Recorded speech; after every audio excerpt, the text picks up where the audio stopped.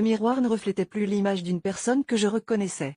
Chaque matin, je me retrouvais face à un étranger, un visage marqué par des épreuves et des tempêtes intérieures. C'était après la perte soudaine de mon emploi, un coup dur qui avait ébranlé ma confiance en moi. Pourtant, c'est précisément à ce moment-là que j'ai décidé de ne plus laisser mon reflet dicter ma réalité. Ce fut le début d'un voyage surprenant vers la redécouverte de mon essence véritable. J'ai commencé à prendre de petites initiatives. D'abord, j'ai repris le dessin, une passion que j'avais abandonnée depuis des années.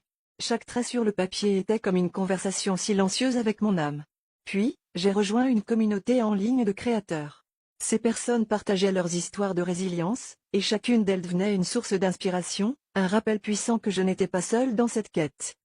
Avec le temps, j'ai transformé mes dessins en œuvres numériques, que j'ai commencé à partager sur les réseaux sociaux.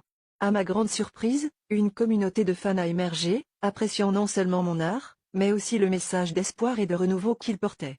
Ce soutien m'a offert une nouvelle perspective, une plateforme pour non seulement exprimer ma créativité, mais aussi pour inspirer d'autres à ne pas abandonner face à l'adversité. Aujourd'hui, mon reflet dans le miroir est celui d'une personne que je respecte profondément. J'ai appris que les moments de crise sont souvent des opportunités déguisées, des chances de se reconstruire et de s'élever au-delà des attentes que l'on s'était fixées. Chaque matin, je me regarde dans le miroir et je vois une histoire de triomphe, une transformation qui me rappelle que la véritable victoire réside dans la manière dont on choisit de se battre pour soi-même.